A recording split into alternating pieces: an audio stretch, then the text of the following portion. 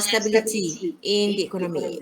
We want to fight problems. Okay, the two main problems that we want to fight is unemployment and inflation. Yeah, these are the two problems which policymakers discuss.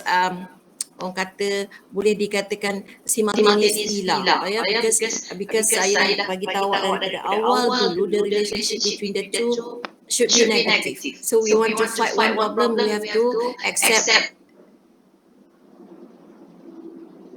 the other problem. Ya, contoh kita nak reduce unemployment, please get ready to accept higher inflation and vice versa. Okay, so these are the two most common monetary and fiscal policy. Alright. Okay, so to fight any problem at all, for example unemployment. When we talk about unemployment, imagine people are without jobs, so they have low income level. So we want to increase the real income or real output in the economy. So this is done by using the type of policy that we will be using will be expansionary, either fiscal or monetary policy. To fight unemployment, we should be using expansionary policy. Okay, and vice versa. Yeah, if we have inflation, the problem is inflation. People have too much money, that's why they're spending too much, and this would result in higher prices, which translates into inflation. So to cure this problem, the opposite thing will be done. Macam mana? We should take some money from the hands of the public so that they will be spending less, and this would ease the pressure on the price level. So the policy that is suitable will be contractionary policy, whether dia fiscal or monetary. Alright, so effectiveness. Okay, policy effectiveness, to know whether the effect is big or small. We want to see whether the effect on output, on income. We are not interested much on the effect on the interest rate, for example. Okay, we want to know the effect on the output level or income level. So how much is the change in output will determine whether the policy is effective or not. Semua orang dengar kan? Semua orang dengar? Tak ada masalah? Okay, jom kita sambung ya. Alright. So whether the policy is effective or not, as I have mentioned earlier when we talked about the slope of the RS, the slope of the LM curve, the effectiveness will be depending on the slope. Whether orang kata an increase in G will cause a big increase in output, or only a small change in output, or no change in output at all. This will depend on the slope of this RS and LM curves, and you know that they depend on the interest elasticities. Ada dua, satu interest elasticity of money demand, which will determine the slope of the LM curve. The other one is interest elasticity of investment, which will determine the slope of the IS. Okay, sekarang saya nak tunjukkan two situations. Two situations. Okay, we will compare two cases of the IS curve. In one case, the IS curve is steep. In the other case, the IS curve is flat. Sekejap saya asyik dengan bunyi-bunyi, saya tak tahu ni bunyi apa. Okay, bukan orang nak masuk kelas Kalau ada bagi tahu saya, takut saya tak perasan. Alright. Yang saya nak compare sekarang adalah the effect of, let's say, an increase in money supply. In other words, expansionary monetary policy. We want to see in which situation the effect will be small or big, whether when the IS curve is steep or when the IS curve is flat. Okay, so for that reason, saya akan buat dua graf sebenarnya. Dua graf, satu when the IS curve is steep, satu lagi the IS curve is flat. Tapi saya tak nak buat dua. Saya combine dia in one same diagram. So awak boleh je buat diagram baru kat sebelah sini kalau awak suka. Kalau tak, combine dia pun boleh. So in this diagram, saya dah ada di LM curve. Okay, we are not comparing the different slopes of the LM curve. Yang saya compare adalah slope of the IS curve. So let's assume we compare two countries, Malaysia and let's say Indonesia. So in Malaysia, the IS curve is steep. in Indonesia, the RS curve is flat. So, saya tunjukkan dulu.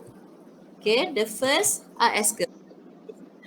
The flat one. Ada orang nak masuk kelas ke? Saya dengar bunyi. Ya ke?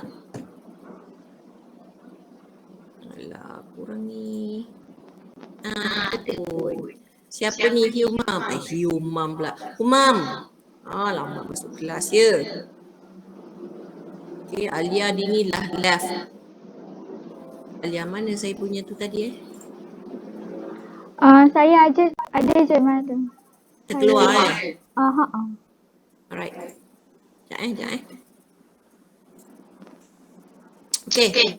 Saya sedang cerita pasal Malaysia. This is the IS curve faced by Malaysia, and relatively speaking, this is steep, which means that the interest elasticity of investment is low. Okay. Lepas tu saya nak compare dengan Indonesia. Okay, Indonesia nanti saya akan buat lepas ni IS curve dia flat. Okay, so kita tunjukkan equilibrium in the beginning for both countries. We start at the same interest rate and income level, the same point of intersection kat sini. Okay, now because we increase money supply, this should shift the LM curve to the right. Okay, so jangan lupa sebab kita cerita pasal effectiveness, policy effectiveness, kita kena compare apple to apple. Maksudnya kita kena tunjukkan the size of the change in money supply in both countries is of the same size. Jadi LM curve will shift to the right in both countries by this size of change in M times money multiplier. Jadi untuk Malaysia, we increase money supply, let's say by 1 billion ringgit multiplied with the money multiplier, katakanlah the size is 4, so 1 billion times 4 billion, the horizontal distance here. So it would shift the LM curve by the size of change in M times M. Okay, so let's analyze the effect.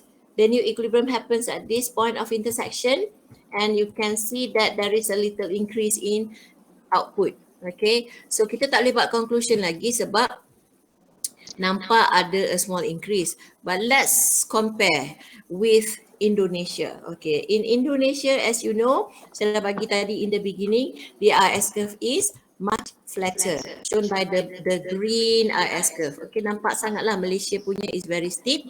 Indonesia is much flatter, showing high interest elasticity of investment. The same increase in money supply. Shift the LM curve to the same level. Sama je. But the effect is different. Kat sini sekarang is the new equilibrium point in Indonesia.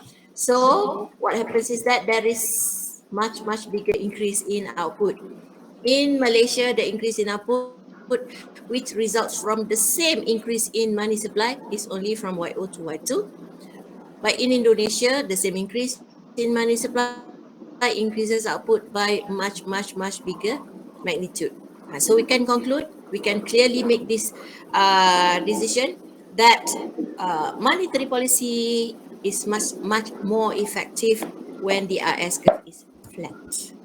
Okay tak semua orang? Okay, madam. Okay. Okay, very good. Jom kita sambung. Saya nak compare lagi sekali Malaysia dengan Indonesia. Okay, tadi saya cakap awak boleh separate graph ni into two, boleh je. Awak buat satu graph kat belah kanan ni, awak buat untuk IS curve yang steep, yang flat ni, belah kanan ya. Macam saya nak buat the next slide, saya separate. Saya buat dua graph. Okay, sekarang masih lagi saya nak differentiate the IS curve. In Malaysia, we still have steep IS curve. In Indonesia, we still have flat IS curve. The only difference is that now we implement a different policy. Now we are going to increase government spending. So, semua orang tahu the effect.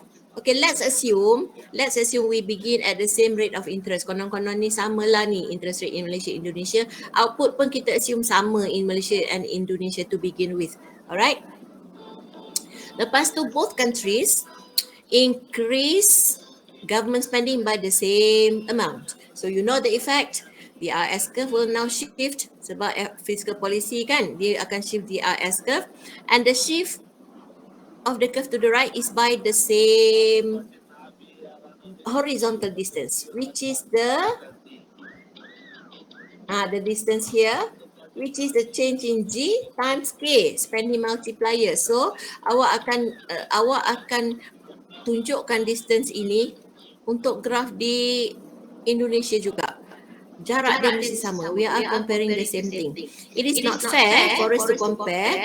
Contohnya kat Malaysia, increase in G is smaller atau increase in G is bigger. Then the effect will not be, then the comparison is not valid. Sebab kita nak compare, kenalah compare benda yang sama. Alright. So let's look at the effect. Okay. Lagi sekali, steep IS curve maksudnya low interest elasticity of investment.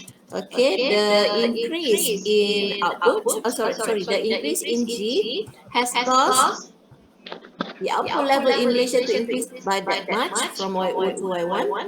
Let's look at what happens in Indonesia. Recall, kita increase G by the same amount, so this is the distance that the IS curve should shift in Indonesia. Sama distance here. So the IS curve shift from ISO to IS1 by the same size, by the same distance. Okay, what about the effect? We can clearly see the new equilibrium happens here, and output in Indonesia increases only this much. There is a marginal increase in output in Indonesia compared to that in Malaysia. So we can conclude confidently that fiscal policy will be much more effective when the IS curve is steep. Alright? So kita dah ada 4 graf sebenarnya. Okay, let me remind you, let me warn you that you should not memorize because there are more than 10 graphs. So please do not memorize. Buat sakit kepala je. You just have to draw. Given any situation, you just draw. Contoh saya kata, explain whether monetary policy is effective or not when the interest elasticity is low. So awak tahu low interest elasticity, okay, steep ke flat, steep. Lepas tu buat policy monetary yang shift apa, IS ke LM. So awak lukis je, then you should be able to see whether the policy is effective or not. Okay, jom saya sambung. Sekarang saya nak buka, saya nak compare LM curve pula. We are done with IS curve. Ya, kita dah tengok tadi 4 situation, steep versus flat IS curve, tetapi using two different policies. Sekarang saya nak buka LM curve pula belakangan ni. I'm going to compare steep LM curve in Malaysia, nampak kat sini steep, versus flat LM curve in Indonesia. Okay, and the policy is monetary, expansionary. Lagi sekali, saya nak buat expansionary. Kalau awak nak buat contractionary, go ahead, tak ada masalah. So in Malaysia, nampak tak beza dia dengan in Indonesia? LM curve is steep, menunjukkan there is low interest elasticity of money demand. Okay, in Indonesia, the LM curve is flatter, menunjukkan interest elasticity of money demand is high. Okay, so we will increase money supply in both countries, and the size of the increase and multiplier in both countries sama. Okay, so the shift in the LM curve will be by the same distance again. Okay, saya highlight lagi sekali. Whenever we want to analyze the policy effectiveness, wajib tunjukkan the distance of the shift in the curve. So saya akan cerita kat Malaysia dulu. This is the shift in the LM curve, and the shift is by the size of change in M times little m, money multiplier.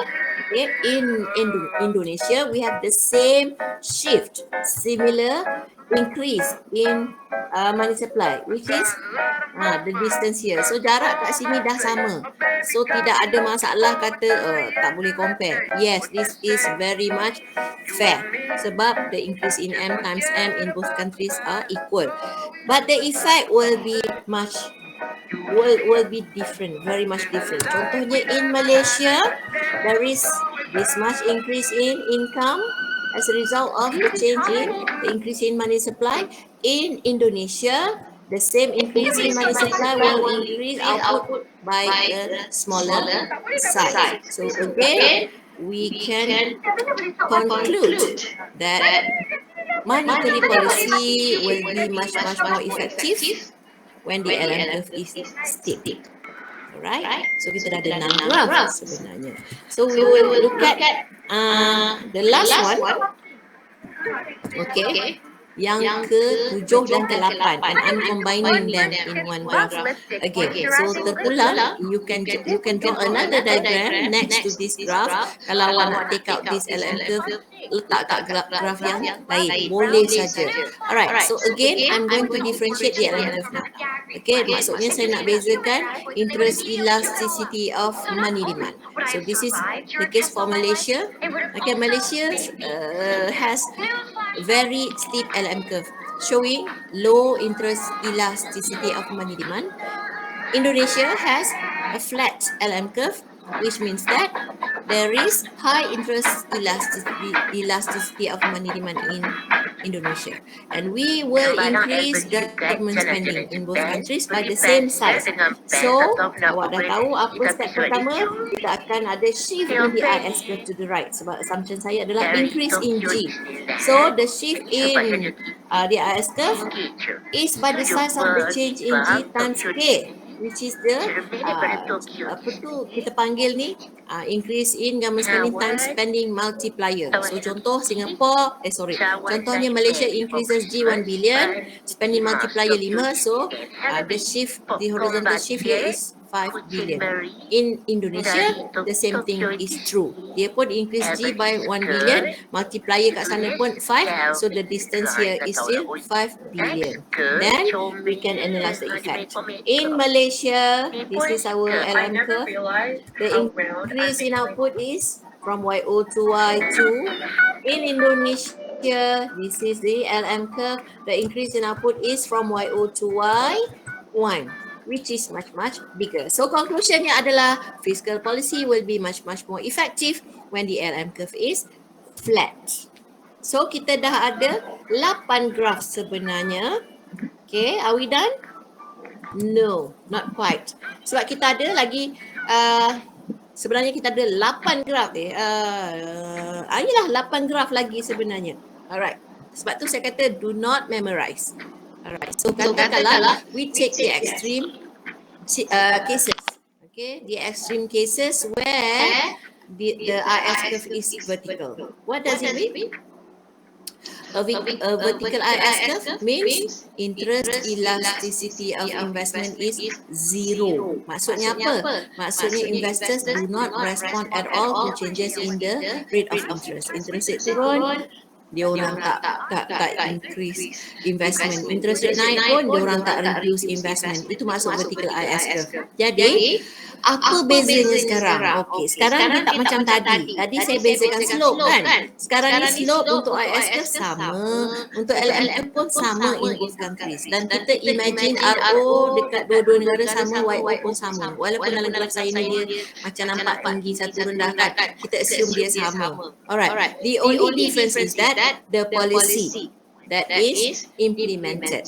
In Malaysia, this is Malaysia, the government increases government spending. Okay, maksudnya fiscal policy. So the first graph, the case for Malaysia, we increase government spending. Tapi in Indonesia, they will increase money supply, and the size of the change in G times K and the size of change in M times little m sama, sebab kita nak compare benda yang comparable, baru ada fair comparison. So di sini adalah the change in G times K. Okay, so the effect is that there is a big increase in output. Okay, the output increases by the full size of change in G times K. Okay, the increase in output is all the way from Y0 to Y1.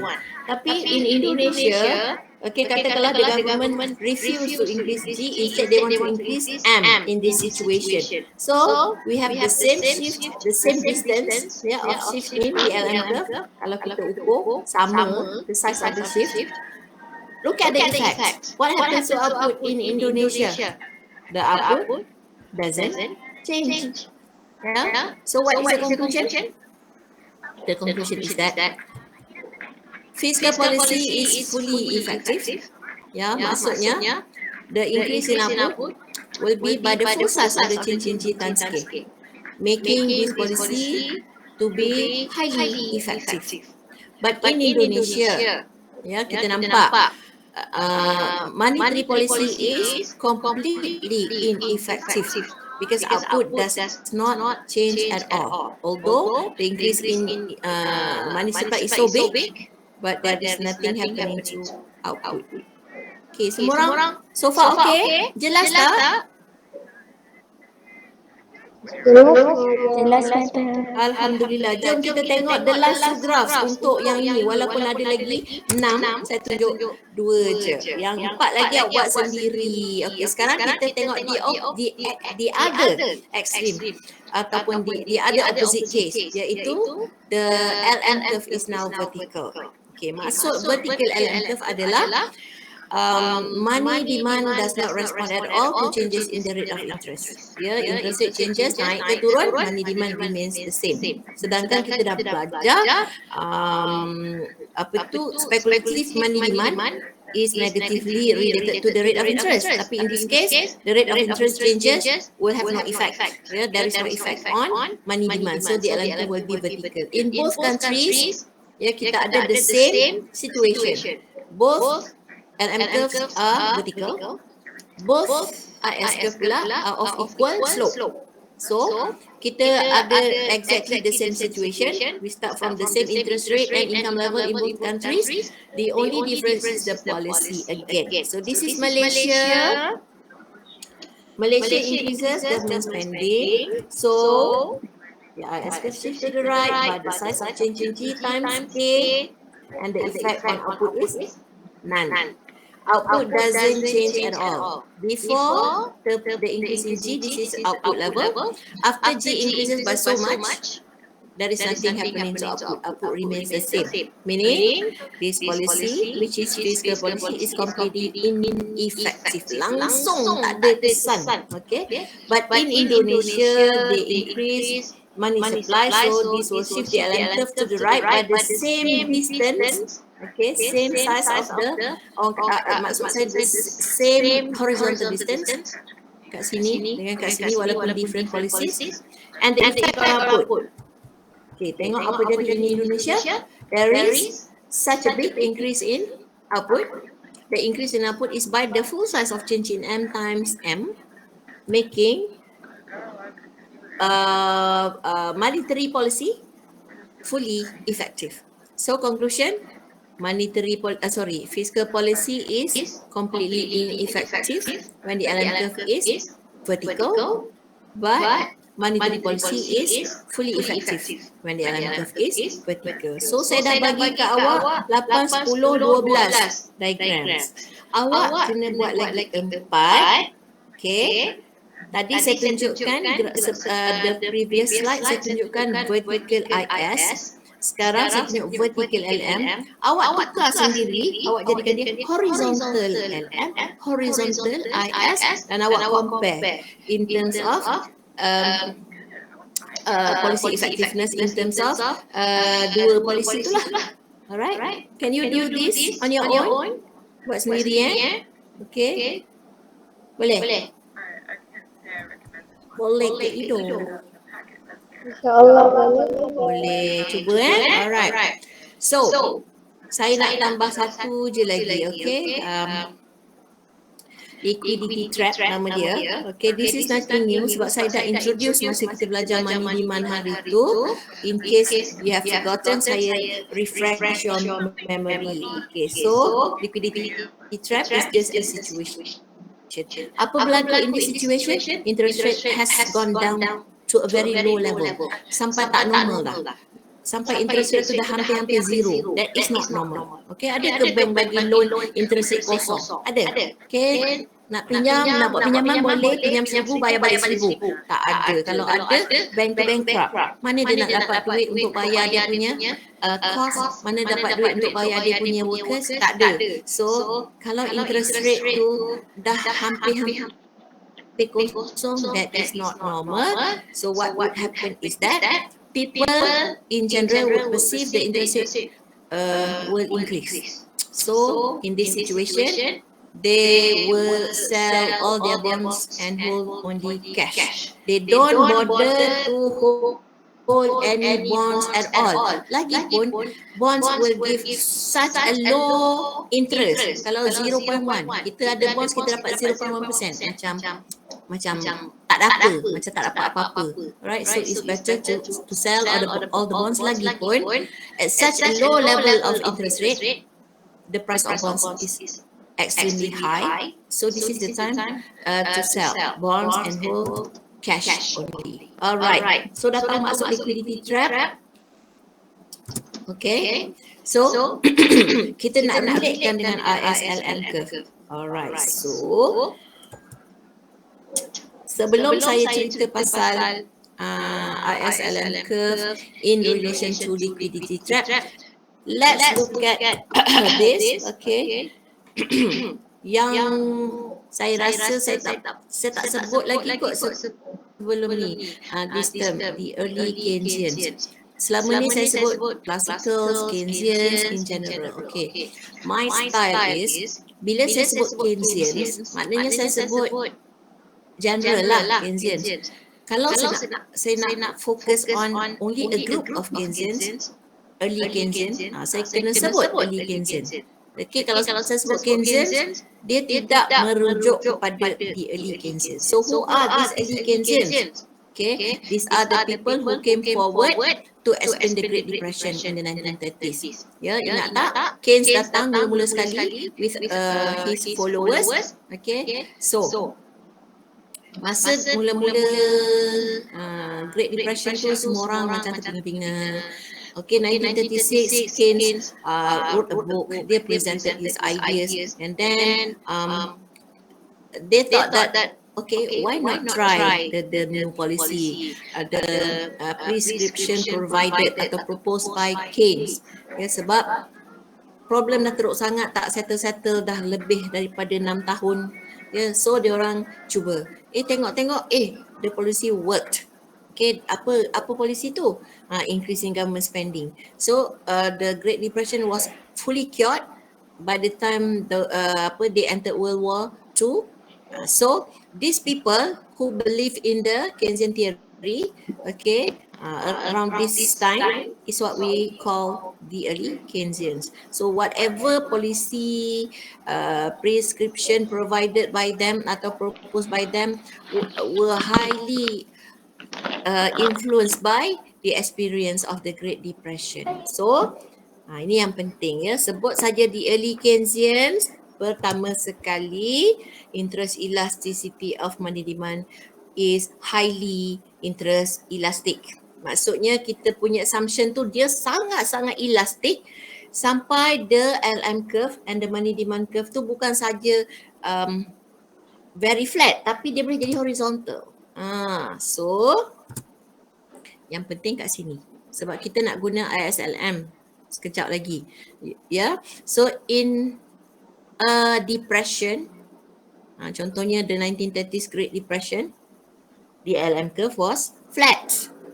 Okay, flat kat sini in our textbook dia bukan horizontal tapi dia hampir-hampir horizontal, but in the in other textbook atau kalau awak search on the internet memang kebanyakannya dia horizontal. Alright, so that is the first situation. In a depression also, okay, investment was highly interest in elastic. This is what happened in 1930s Great Depression tau. Okay, ini menyebabkan the RS curve to be steep. Okay, tapi dalam buku teks kita dia buat macam intermediate, dia tak ada exaggeration. Tapi kalau saya suka tunjukkan exaggeration, tunjukkan yang ini betul-betul flat, yang ini betul-betul steep. Okay, so saya nak remind awak ya, sebut saja the early Keynesians, you must know it is related to what we call the liquidity trap. Okay. Sebut saja any depression, awak kena bayangkan early Keynesian dan liquidity trap. So tiga-tiga benda tu dia sekali. Okay. Maksud saya ialah kalau the economy is stuck in a depression atau economic slump, maksudnya recession yang berlaku lama. Bukan saja 1930s Great Depression, any depression. Mungkin tahun 90-an, okay, dulu, okay, ada negara yang was thought to experience the liquidity trap. Sebab dia punya interest rate has become very low, close to zero. Okay, so in that situation kita panggil liquidity trap. Dan bila ada liquidity trap, kita punya LM curve mestilah flat, AS curve mestilah steep. Tiga benda. Early Keynesian, liquidity trap dengan depression. Tiga benda. Sebut depression, awak bayangkan steep IF, flat LM, liquidity trap. Saya cakap berulang-ulang ni okey tak? Does it make sense? Awak faham ke saya cerita apa? Faham ke? Faham, Madam. So early Keynesian tahun 45-50 dulu selepas the Great Depression. Okay, selepas itu modern Keynesians. So kalau saya tak sebut early ke modern, Keynesians in general, iaitu kita assume ISLM curve dia intermediate, macam intermediate. Dia macam X tu, intermediate. Tapi kalau sebut early Keynesian, awak bagi graf ISLM yang macam X tu salah 100%. Okay, jom. Okay, so in general people believe that liquidity trap happened during the Great Depression in the 1930s, dan saya dah cakap tadi bukan saja in 1930s, any depression. Okay, sebab karakteristik dia adalah very low interest rate and people hold cash. They don't bother to hold bonds at all. Okay, therefore in this situation, maksudnya in this liquidity trap, money has little effect on income level. Maksudnya if the government were to increase money supply, maybe income level doesn't change at all. Ataupun if income level increases, the effect would be very small, making the policy ineffective. Okay, sebab orang tak kisah pun nak spend the money. Contoh, the government has increased money supply, cetak duit baru, tapi the public will just hold on to the money. They did not spend the money, and therefore spending was not stimulated, and therefore income level did not increase. Itu maksud saya. Okay, so in this situation, monetary policy cannot stimulate output and therefore economic growth. And therefore, it is not suitable to be implemented in this situation, because the increase in income as a result of the increase in money supply is so little. Okay. Okay. Saya sebut dah tadi, in a liquidity trap, the LM curve is horizontal. Tapi dalam buku kita dia bukan this part yang horizontal, dekat sini. Hampir horizontal, which is almost flat lah kat sini. Tapi kat belah sini, tapi saya belum tunjuk LM curve tau, ni baru money demand curve. Kat belah sini dia very steep kan, money demand curve is very steep and it corresponds with high interest rate. So bila interest rate is high, we are not experiencing this liquidity trap. Liquidity trap happens only when the interest rate is at such a low level, which is approaching the zero bound. Macam dekat sini. Okay, so this will make this money demand curve perfectly elastic atau horizontal, or this area here, which is almost horizontal. So this could be also called liquidity trap. Okay, at least sebab kita gunakan this graph. Okay, if I were to put a mirror here, we would be able to see the image of this money demand curve kat belah kanan. Tetapi dia akan jadi terbalik. Okay, so this is our LM curve. So, semua tahu LM curve kita upward sloping. Cuma in this graph, saya tunjukkan along this LM curve, the interest elasticity of money demand is different. Contoh, at high rates of interest, the LM curve will be steep, menunjukkan there is low interest elasticity of money demand.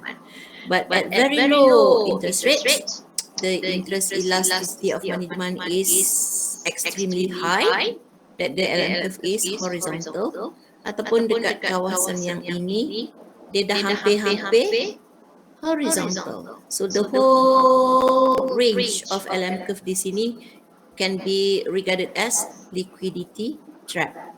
So bila sebut liquidity trap saja, awak imagine LM curve dia begini. So kita tak payah lukis yang bahagian atas ni pun tak apa. Now let's look at this graph. Yang saya cakap tadi tu, buku teks kita dia punya RS curve steep lah, tapi not very steep sampai hampir-hampir vertical. Sepatutnya dia buatlah lebih steep sebab in a liquidity trap, interest elasticity of investment is low. So contohnya masa Great Depression, okay, interest rate turun pun orang tak nak buat investment. Maksudnya the response to the interest rate is very very small. Jadi the IS curve should be very very steep. Tapi tak apalah, ini buku teks kita punya diagram awak bagi macam ni saya terima juga. Okay, untuk LM curve, okay, kalau bahagian atas ni dia steep. So ini bukan liquidity trap. Liquidity trap yang bahagian yang hampir-hampir horizontal atau memang horizontal in other textbook yang saya cakap tadi. Okay, jadi we want to show the effect of an increase in money supply. So awak masih ingat kan saya cerita banyak kali tadi, bila kita cerita pasal policy effect, kita kena lukis the distance. Okay, so contohnya in this case, okay, the government increases money supply. Okay, sorry lah, bengkok sikit. This is the size of the increase in M times M, okay, at this interest rate. Tapi kalau saya move to another rate of interest, the size of the increase in M times M sama juga. Kalau saya tengok kat bawah ni pun, the distance adalah sama. Okay, jadi sebenarnya the shift in the LM curve is by the size of change in M. Saya tulis dulu kat sini. Macam yang saya dah cakap banyak kali, times little m, di mana-mana saja. Selalunya sebelum ni saya buat LM curve yang macam tu, a linear line. Jadi senang, saya boleh terus tunjukkan LM curve yang asal, LM curve yang baru. So dia parallel sebab LM curve dia adalah linear. Tapi graf yang saya tunjuk kat bawah tu dia tak parallel. The shift is not parallel. Nampak tak? Mula-mula LM curve dekat-dekat. Makin kita gerak ke kanan dia makin jauh between one another. Okay, bukanlah graf kita salah sebenarnya. Graf kita tak salah. Okay, saya nak highlight benda tu je sebenarnya. Graf kita ni betul. Walaupun in the beginning, the two curves looks closer kan. Tapi makin lama makin jauh pula jarak dia. Okay, sebenarnya the shift, this is due to the curvature of this LM curve sebab dia bukan linear. So, kita dah tunjukkan sebenarnya jarak antara dua LM curve tu sama. Dekat sini pun jarak dia sama. So, the shift is by the size of change in M times M. Dia jadi macam terkangkang kat sini sebab the curve is no longer linear. Okay. So, let's look at the effect. Okay, the government increases money supply, LM curve shift by that size. Such a big increase in the money supply, but the effect on output is so little. Okay, so conclusion is that monetary policy is ineffective. In this case, walaupun ada effect, but the effect is so small, so it has little effect on output, so it is not effective. In some other cases, it is completely ineffective. Bermaksud income level does not change at all. Okay. So jom kita Google sekejap. Boleh tak kita Google sekejap? Boleh. Okey, sekejap ya, kita cuba Google ya. Okey, jom kita Google liquidity trap. Liquidity trap. Okey, maka awak nampaklah saya nak tunjukkan saya nak tunjukkan monetary policy. Ni nampak tak graf ini? Nampak ke? Graf ini kita ada horizontal LM curve. Okey, saya punya tangan gerak, nampak tak? Nampak, madam. Nampak Okey. So LM curve ini yang saya kata, kalau kita Google dekat ataupun tengok textbook, kebanyakannya LM curve dia adalah horizontal. This is the range of LM curve corresponding with liquidity trap. Okay, sini sampai sinilah. Yang atas ni dah steep ni dah bukan liquidity trap. So equilibrium output is Y star. And the government increases money supply. So dekat sini sebab dia horizontal, there is no shift in the LM curve. Bila dia dah mula ada positive slope, baru kita dapat ukur jarak increase in money supply macam ni, sama je kat mana-mana. So effect dia adalah although money supply has been increased, LM curve shift to the right, but there is no effect whatsoever on output level. So monetary policy is completely ineffective in this liquidity trap. Okay, so yang saya dah tunjukkan ini graf yang ada dalam buku teks kita. Okay, so awak boleh gunakan graf yang ini. Kalau awak rasa tak nak tunjuk tepat yang LM curve dah jadi steep ni, boleh je buang. Sebab ini bukan liquidity trap pun kat sini. Kita cuma fokus yang di sini. Awak bayangkan ni, okay. Awak bayangkan ini adalah image dekat handphone kita. So kita besarkan smartphone kita, kita besarkan gambar ni, so kita nampak yang ini je. Okay, yang ni dah tak ada dah. Boleh buang maksud saya. Okay. Maka jadilah begini graf kita. Sebab saya dah fokus dekat sini tadi. Cuma inilah RS curve yang sepatutnya lebih steep. Okay, tapi kalau awak nak buat dia intermediate pun boleh. Okay, sebab dalam buku kita buat macam tu. Yang penting LM curve ni mesti sangat-sangat flat atau horizontal. Boleh, dua-dua saya terima. Okay, yang ini sebenarnya LM curve kita ni kalau saya sambung dia jadi macam ni. Dia makin steep. Sebab tadi saya dah fokus dekat around intersection point tu, yang belah kanan ni kita dah delete lah. Okay, so sekarang saya nak tunjuk fiscal policy. Alright, so kalau fiscal policy pula apa jadi? Semua orang tahu S curve yang akan shift sekarang. So kita ambil contohnya this shift in the RS curve. Katakanlah government increases G, okay, and the size of change in G times K is this distance. Okay, look at what happens to output. Output increases by such a big size from Y0 to Y1. The size of the increase in output is almost the same as the size of change in G times K. Sikit je dia punya beza dia. Ini the increase in G times K, tapi the increase in output is a little bit less kat sini, making this policy to be extremely effective. Okay, jadi sekarang recall. Baru sekejap tadi kita kata monetary policy is not effective. At least kalau ada effect on output, the effect is so small. But fiscal policy is highly effective.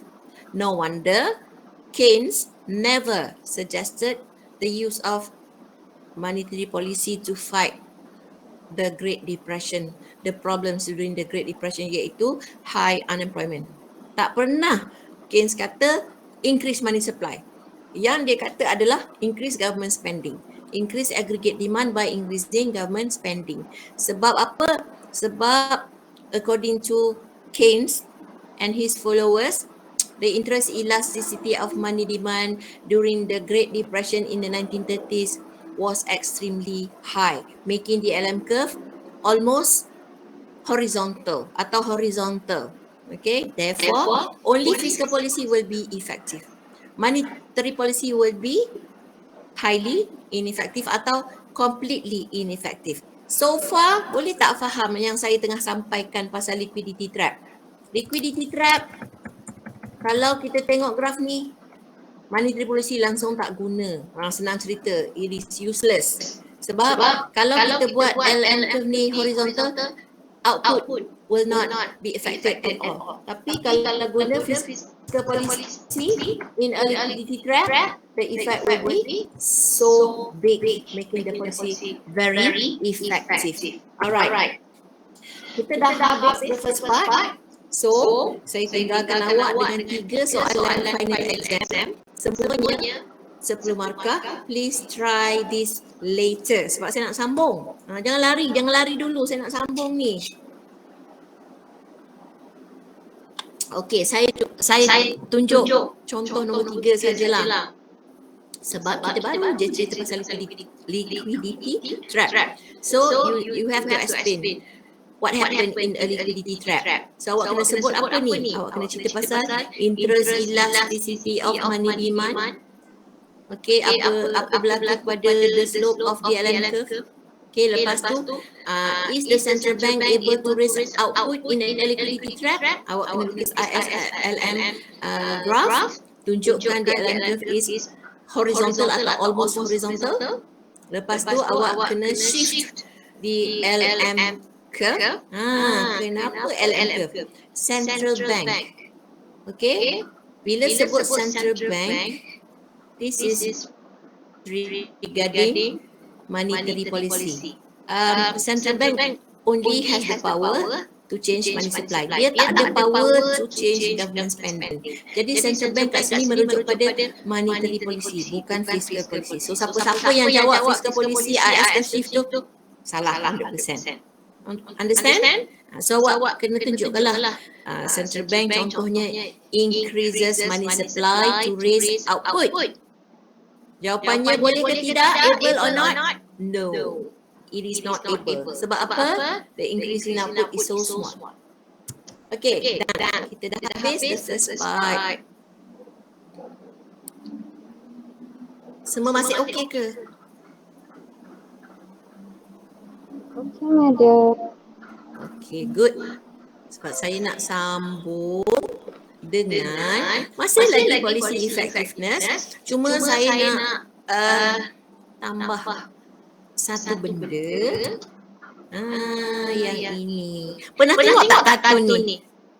Pernah jumpa tak benda yang saya tunjukkan dekat awak ni? Tak? Okay lah. Kalau tanya asyik tak layan korang. Okay, jom saya tunjuk. Jam tu salah. Ya Allah, pukul berapa sekarang?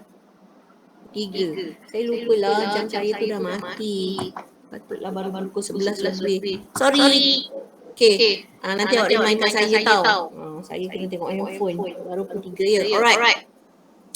So kartun ini sebenarnya ada mesej yang sangat besar. Okay, what is shown here adalah 2 sectors. Yang ini pakcik ni represent the government sector. Yang belah sini pula represent the private sector.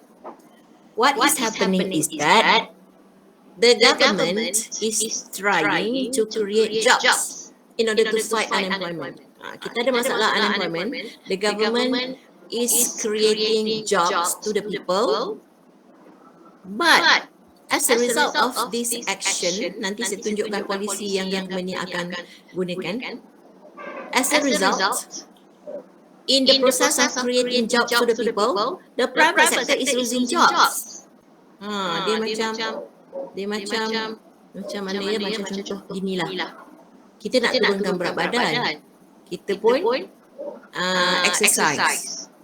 Tapi kita makan lagi banyak. Kita dah exercise. Sepatutnya berat badan turun. Banyak. Sepatutnya berat badan boleh turun 10 kilo.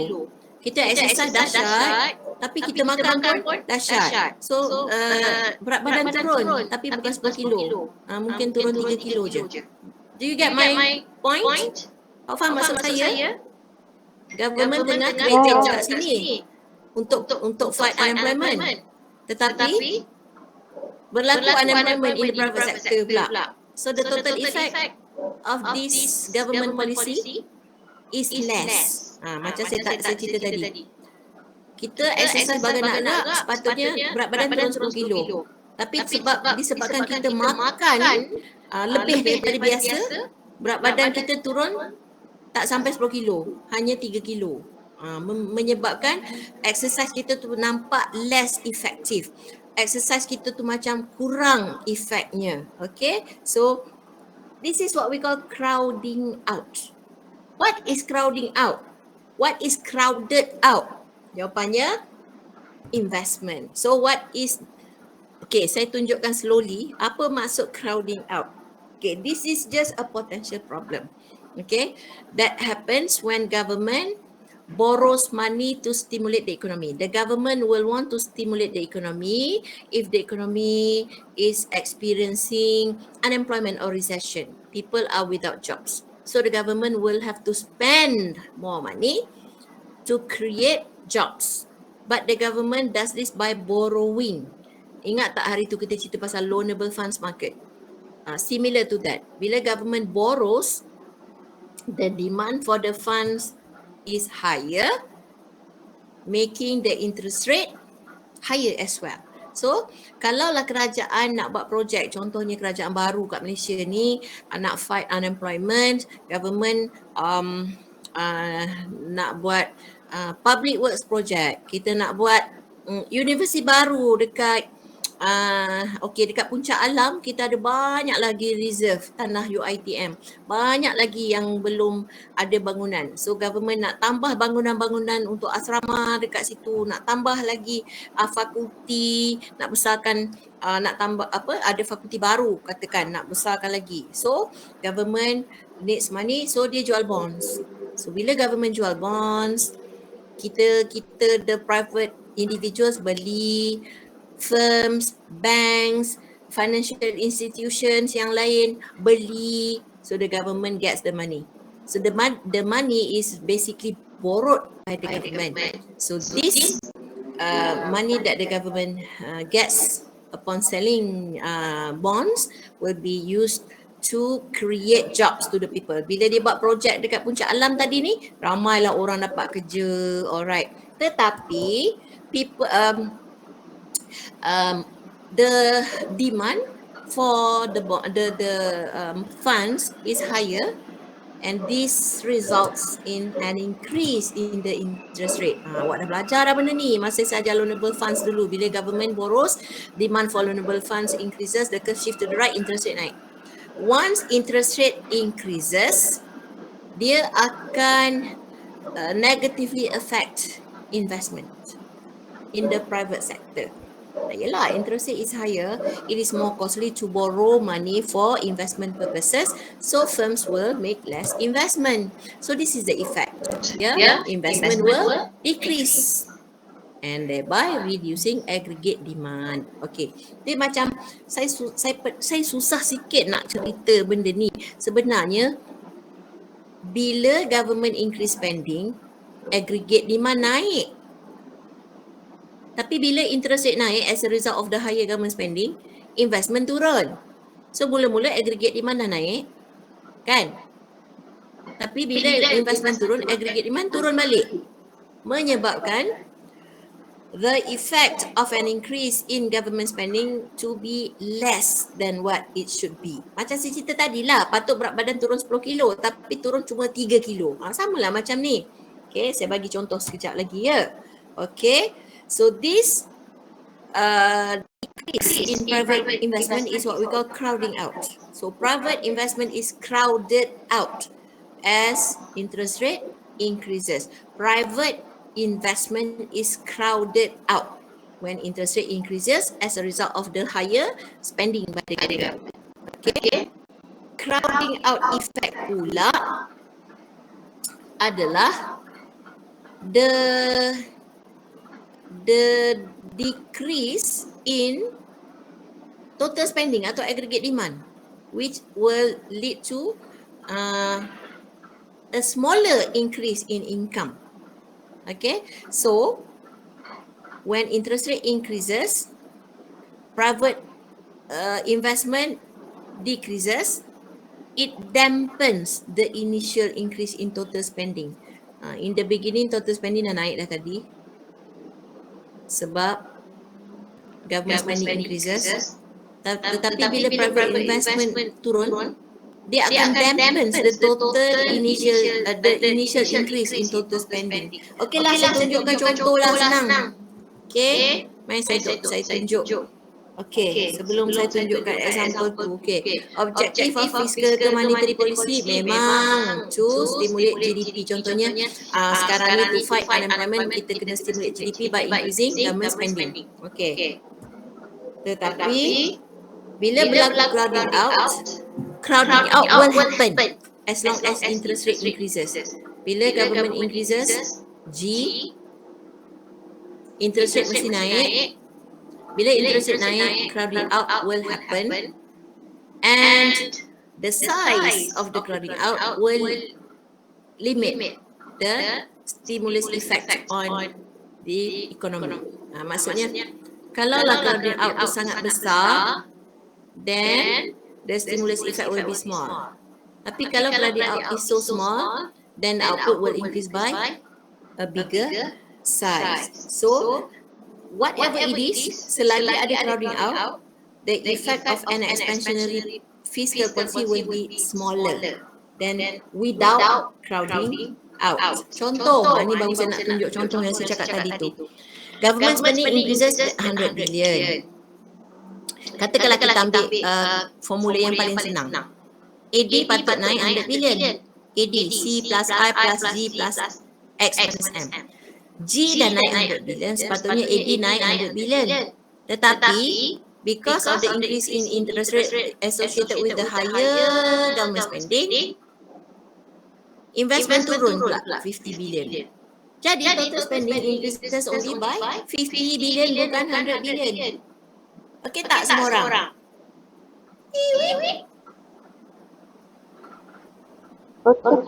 Okey kan? Okey, AD is C plus I plus G in a closed economy. G dah naik 100 billion. By right, AD akan increase 100 billion. Tetapi, bila G naik, R naik menyebabkan I turun. So, I turun pula kat sini 50.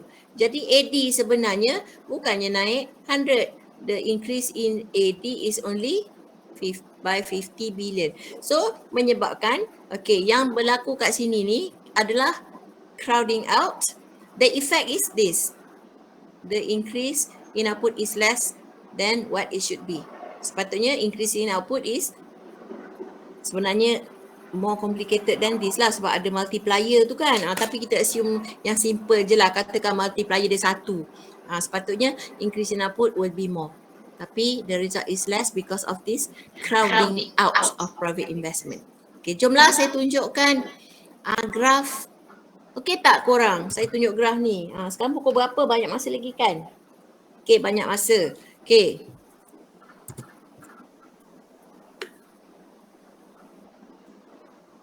Okay, saya tunjukkan.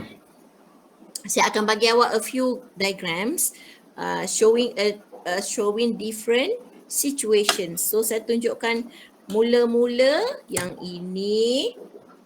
Okay, saya nak tunjukkan okay, satu cerita. Saya nak tunjuk graf tapi graf tu sekejap lagi. Apa yang berlaku ialah we start from the goods market, ya. Government increases spending. Jadi interest rate will have to increase to restore equilibrium in the money market. Okay.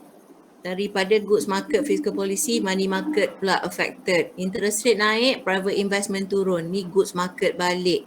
Okay, so this will partially offset, bukan 100%, partially offset the expansionary effect of an increase in government spending. Okay, okay. As long as the LM curve is positively sloped, there will be crowding out. And the effect of the fiscal policy will be less. Okay, jom saya tunjukkan graf yang pertama. Okay. Graf yang ini, saya tunjukkan LM curve is of intermediate slope. Dia tengah-tengah je lah. Dia bukannya sangat steep atau dia sangat flat. No, dia tengah-tengah. Okay. Katakanlah ni macam 45 degree line slope dia. So, kita start at this point here. The equilibrium point is point E, and this is the rate of interest and the income level that equilibrate the whole economy. Okay, lepas tu government increases G. So, the IS curve will shift by this horizontal distance. This is the size of change in G times K, spending multiplier. So, sepatutnya output will increase all the way from Y1 to Y3.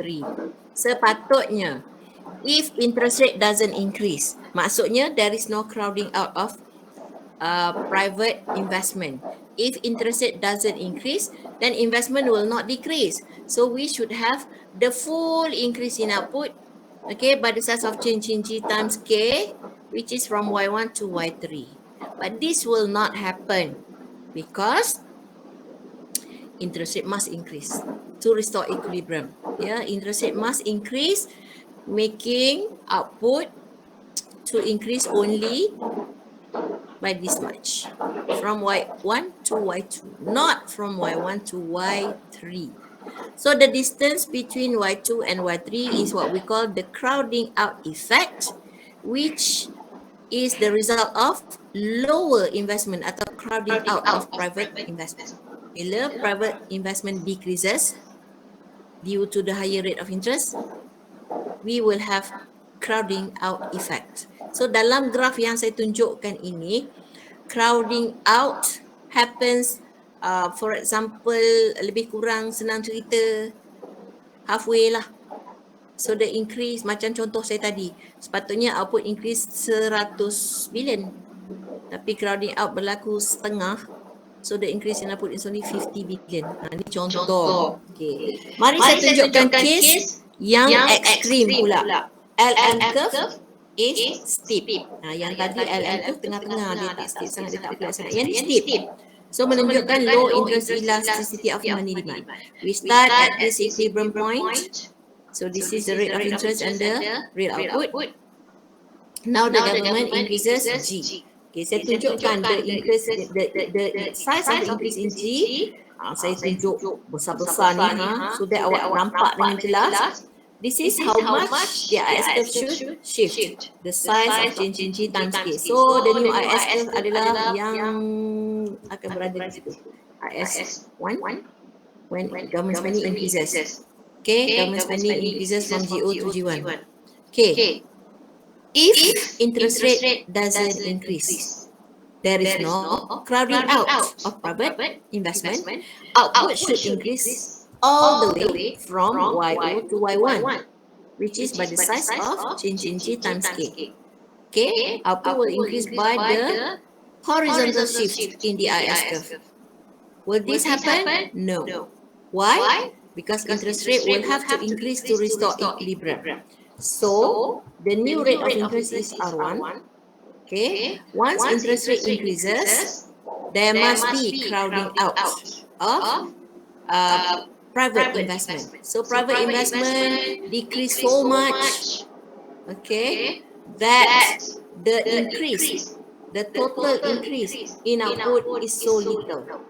Okay. The new output level is only Y2. From YO, the increase is so little because the size of crowding out is so much. The size of crowding out, which is this distance, which is so big, will make the policy to be very ineffective. Okay, such a big increase in G, which should increase output by so much, results in just a small increase in Y because the size of crowding out effect is so big, and this policy is not effective. Okay, so tadi saya dah kata the slope of the LM2 will determine whether the policy is effective, whether the size of crowding out is big or small. So the steeper the LM curve, sebab saya compare yang tadi dia lebih landai kan. The steeper the LM curve, the bigger the size of crowding out effect and the less effective the policy will be. Okay, last case saya nak tunjuk kalau, bukan last lah, next saya nak tunjuk kalau LM curve is flat. So we start from this equilibrium point and interest rate as well as income. Government spending increases.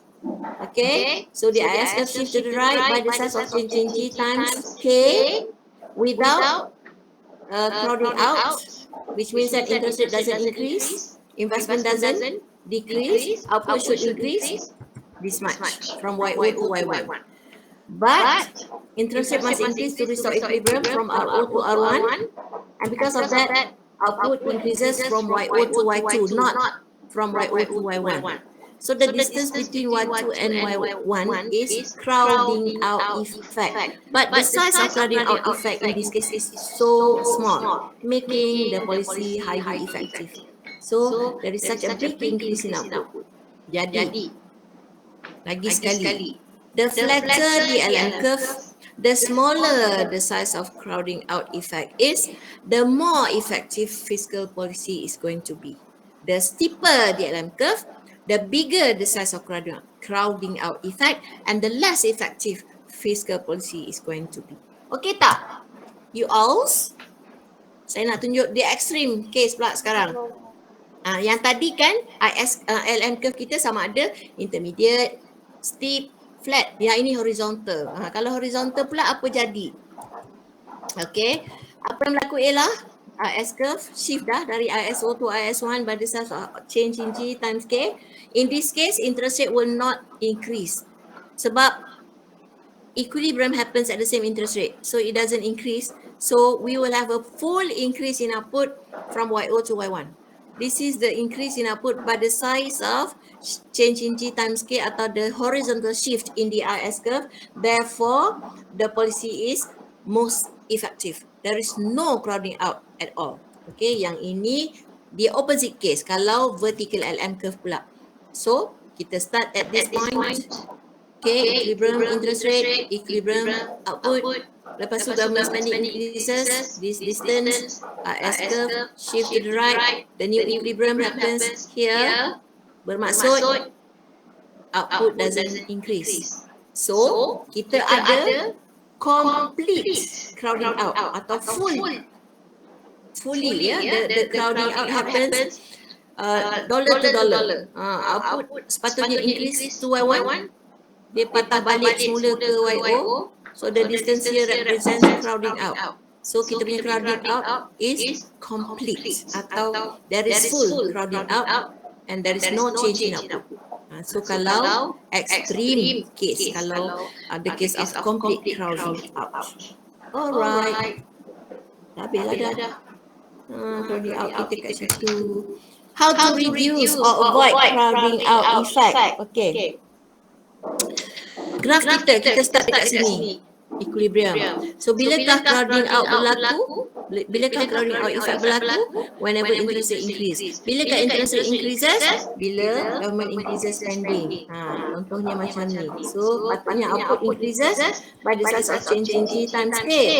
Tapi ini tak berlaku sebab interest rate kena naik. So bila interest rate naik, maka output increases only halfway. Okay, in this case kita ada partial crowding out. So saya tunjukkan tadi kita ada partial crowding out, complete or full crowding out, dengan kita ada no crowding out. So kat sini kita ada partial crowding out. Maka output tak akan naik by the size of change in G times K. So kalau kita nak avoid atau kita nak hapuskan terus, bukan reduce lagi, kita nak hapuskan terus crowding out, we have to make sure interest rate doesn't increase. So how can we make sure the interest rate doesn't increase and output can be increased by the full size of the shift in the IS curve? Jawapannya, the government can increase money supply. The LN curve will shift to the right. So the new equilibrium happens at exactly the same rate of interest. Interest rate doesn't increase at all. So there is no crowding out. So the final increase in output is from Y0 to Y1, which is the horizontal shift in the IS curve ataupun the size of change in G times K. Laju saya cakap kan? Tak apa, dah habis dah. Ini adalah summary. Okay, bacalah sendiri. Any question, anybody? Kalau tak ada, kita akan kita jumpa minggu depan. Kita sambung dengan ADAS. Alright, so check out your Google Classroom ya dan tengok balik quiz. Okay semua, thank you very much. Jumpa lagi insyaAllah. Assalamualaikum, bye-bye. Thank you, Madam. Thank you, madam. Thank you, madam. Thank you, madam. Thank you, madam. Okay, jangan lupa sign attendance. Okay, thank you, madam. Alright.